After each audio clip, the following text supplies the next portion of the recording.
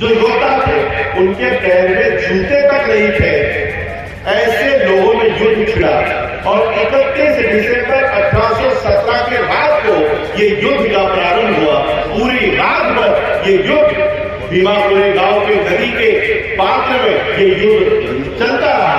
28,000 पेशवाओं के खिलाफ सिर्फ 500 अछूत समझने वाली जातियों के लोग लड़े। वो इसलिए नहीं लड़े क्योंकि ब्रिटिशरों को जीत पाना था, वो इसलिए लड़े क्योंकि उनके आत्मसम्मान का ये सवाल था और आत्मसम्मान के लिए उन्होंने रात भर लड़ाई की और 28,000 पेशवाओं को मार गिराकर पूरे देश से पेशवाई को खत्म कर दिया।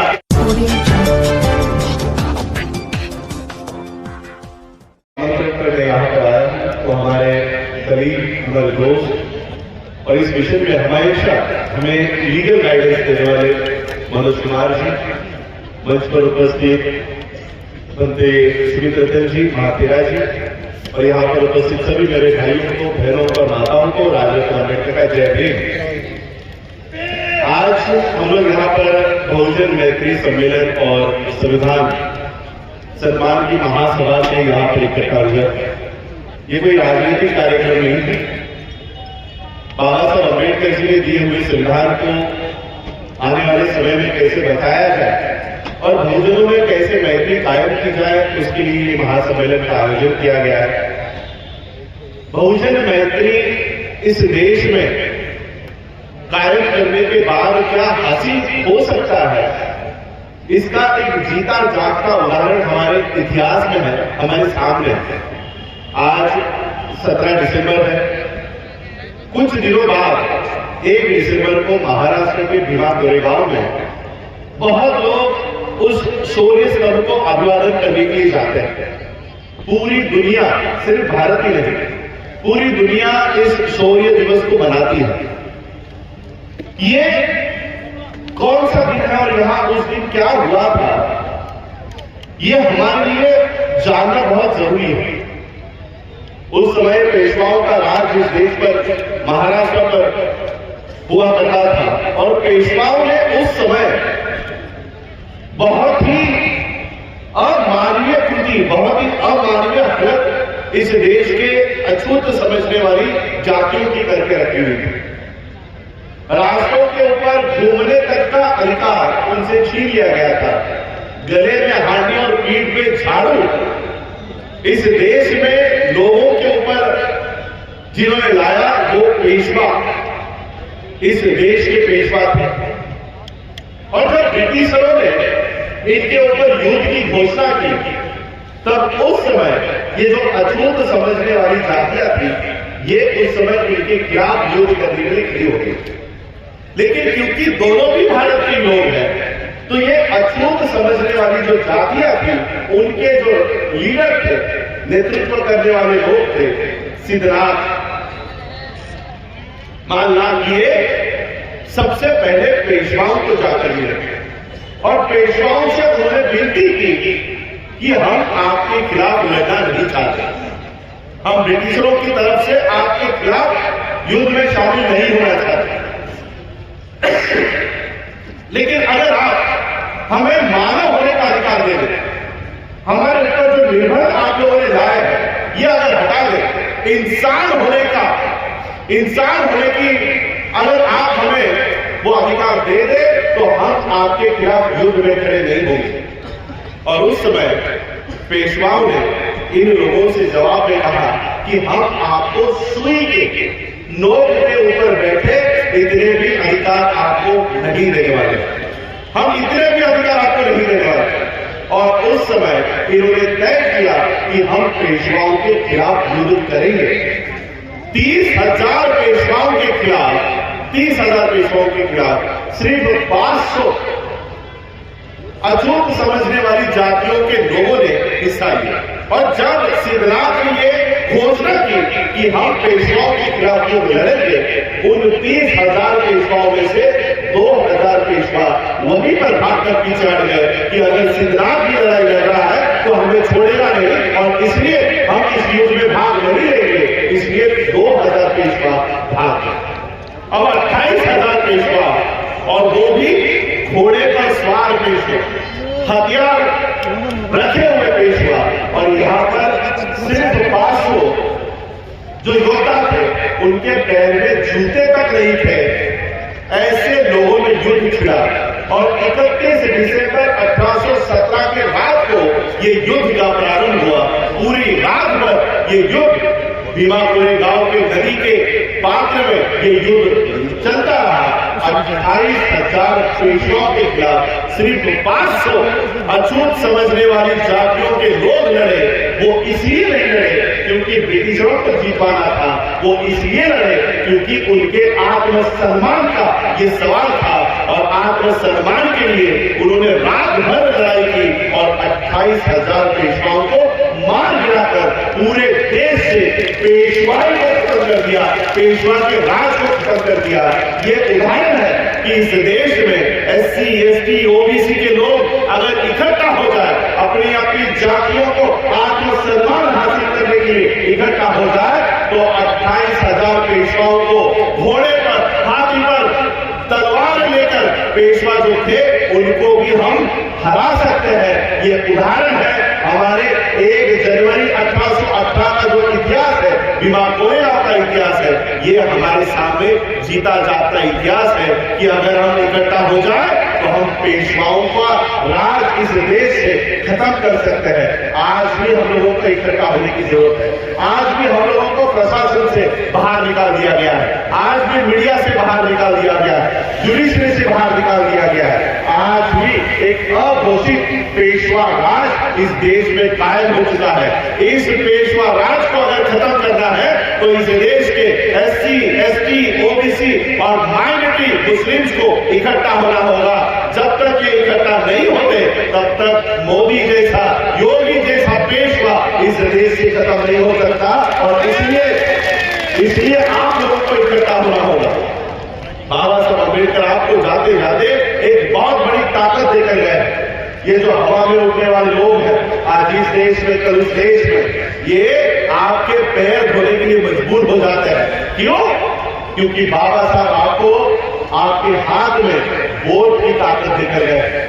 इस वोट की ताकत का सही इस्तेमाल करना सीखो। जिस दिन आप इस वोट की ताकत का सही इस्तेमाल करना सीख गए, ये मोदी, योगी जैसे लोग संसद में और विधानसभा में कभी पहुंच नहीं पाएंगे।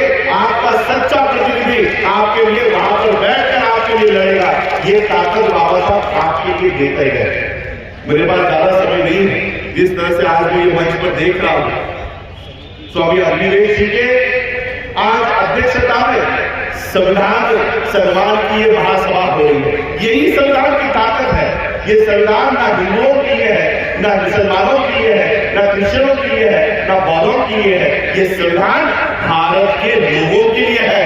पहला संविधान का पन्ना, we the people of India, हम भारत के लोग। ये संविधान हर उस आदमी के लिए है जो इस देश में हक वंचित है, हर उस आदमी के लिए है जो निरंता है, किसान है। इस हर आदमी के लिए ये संविधान है। और सही मायने में आज इस संविधान का ये महासभा जो यहाँ पर हो रही है, जिस मंच पर आज हम यहाँ पर बैठे हुए हैं, सही मायने में आज इस संविधान का भी सम्मान होते हुए दिखाई दे रहा है। बाबा साहब अम्बेडकर जी का एक प्रसंग आपको बताना चाहूंगा। इसी तरह का मंच बाबा साहब अम्बेडकर जी का लगा हुआ था और मंच पर सभी जाति के, सभी धर्म के लोग वहां पर बैठे हुए थे। ब्राह्मण एक मुखर्जी नाम के भी बाबा साहब के दोस्त हुआ करते थे, वो भी बैठे हुए थे।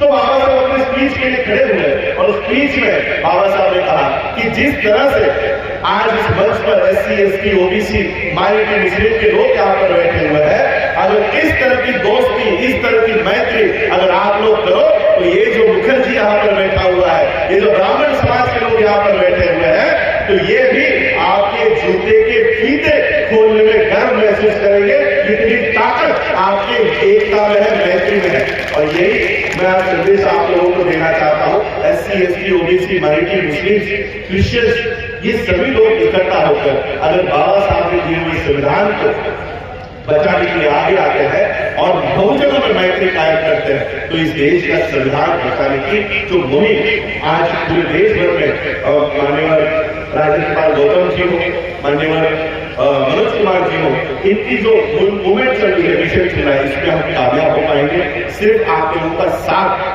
इन सब मूवमेंट को आप लोगों को देना होगा, क्योंकि मुझे तुरंत निकलना है।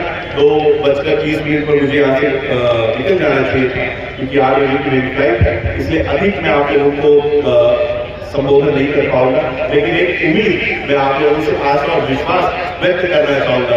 बाबा साहब अम्बेडकर जी ने जो अधिकार आपको दिया है 2024 में, इसका सही इस्तेमाल करना। देखिए, एक बयान इस देश के होम मिनिस्टर ने दिया हुआ, होम मिनिस्टर, गृह मंत्री, जिसकी जिम्मेदारी होती है कि भारत के हर नागरिक की सुरक्षा करना उनकी कर्तव्य है, उनकी जिम्मेदारी है। वो एक गृह मंत्री भारत का इलेक्शंस में, दिल्ली के इलेक्शंस में ये बयान देता है कि ईवीएम में बीजेपी का बटन इतने जोर से दबाओ कि हर मुसलमान को करंट लगना चाहिए। ये बयान इस देश का होम मिनिस्टर दे रहा है। कौन? जिसके ऊपर भारत के लोगों की सुरक्षा की जिम्मेदारी है। वो मंत्री, गृह मंत्री, भारत के मुसलमानों को मार डालो या उनको करंट लग जाए, ऐसा कृत्य करो, ऐसा बयान देता है। हम लोग युद्ध को मानने वाले लोग हैं, बाबा साहब को मानने वाले लोग हैं, इसलिए हम ऐसा बयान नहीं देना चाहते। लेकिन एक बात मैं जरूर बताना चाहूंगा, इस 2024 में बीजेपी को हराने की ताकत रखने वाले हर उस कैंडिडेट का बटन इतने जोर से दबाओ कि अमित शाह को मेंटल करंट जरूर लगना चाहिए कि ये क्या हो गया। ये बीजेपी को सत्ता से देखो, क्योंकि धीरे धीरे ये भारत के संविधान को हटाकर राजदंड, जिसे सेंगोल के नाम से इस देश में बुलाया जा रहा है, आप संविधान के दायरे में काम नहीं होगा, काम किससे होगा? राजदंड से होगा। अब राजा का राजदंड भारत में आ चुका है और संसद में ब्राह्मणों द्वारा उसको प्रस्तावित कर दिया गया है। आने वाले 2024 के बाद भारत में भारत का संविधान नहीं तो इस राजदंड के माध्यम से काम होगा। इस राजदंड को फिर से उनके सर पर मारकर संसद से बाहर निकालने की जिम्मेदारी भारत के हर नागरिक की है, भारत के हर धर्म के लोगों की है, और इसको फिर से संसद से बाहर निकालने का काम भी हम लोगों को करना होगा। यही आशा और विश्वास में भारत के लोगों से व्यक्त करता हूं कि आने वाले समय में वो अपने वोट के अधिकार का सही इस्तेमाल करें। मैं तो यही चाहता हूं, मुझे अभी भी पता नहीं है कि ये राजनीतिक कार्यक्रम है या नहीं है, लेकिन अगर तहे दिल से ये राजनीति में इसका रूपांतर होता है तो मुझे खुशी होगी कि मनोज कुमार जैसे जज अगर इस प्रांत के कैंडिडेट के माध्यम से आप लोगों के सामने आते हैं तो बहुत इस प्रांत के लोगों की ये एक अच्छी घटना होगी। मैं मनोज कुमार जी को भी एक बाबा साहब का किस्सा बताना चाहता हूँ कि मैंने अभी सुना कि वो अपनी जज पद का भी इस्तीफा देने के लिए तैयार हो गए, जज पद का इस्तीफा दे रहे हैं। बाबा साहब अम्बेडकर जी को जज पद की, जज पोस्ट की अपॉइंटमेंट आई, सिलेक्शन हुआ। बाबा साहब अम्बेडकर जी का एक स्पीच है, बाबा साहब कहते हैं ये मुसीबत कौन अपने गले में पाल के लिए सुबह 10 से 5 बजे तक आके कोर्ट के रूम में बैठा रहा तो मैं मेरे समाज की लड़ाई कब लड़ूंगा। आप अगर मनोज कुमार जी इस जज पद को ठुकरा कर समाज की लड़ाई लड़ने के लिए उतर रहे हैं तो हमें उनका स्वागत करना चाहिए कि जज मनोज कुमार जी अब कोर्ट में बैठकर सिर्फ किसी के झगड़े, किसी को न्याय देने का नहीं तो समाज को रास्तों के ऊपर उतरकर समाज को न्याय देने का काम भारत की संसद से करेंगे। ये काम बहुत सराहनीय है। मैं उनकी भी तारीफ करता हूं कि अगर ये स्टेप को उठाते हैं तो मैं उनके तहे दिल से स्वागत करता हूं। बाबा साहब के परिवार के सदस्य होने के नाते मैं उनके स्टेप का जरूर स्वागत करूंगा कि बाबा साहब के मिशन पे वो यहाँ पर आए। मैं आप लोगों का आभार व्यक्त करता हूं कि आपके समय में से आप लोगों ने मुझे समय निकाल के दिया, आप लोगों ने भी मुझे सुना, उसके लिए आप सभी लोगों का आभार व्यक्त करता हूं और अपनी वाणी को यही जवाब देता हूं। आप लोगों ने मुझे सुना, उसके लिए धन्यवाद, आभार। जय भीम, नमो बुद्धाय, जय भारत, जय श्री राम। जय भीम, जय भीम, जय भीम। अच्छा, आप लोग बताइए, मैं पूछूंगा कि कौन कौन कहां से आया है, हाथ उठा के मुझे बताइए आप लोग, ठीक है ना, ताकि पता चले। और हाथ उठाने से चूकिएगा नहीं, ताकि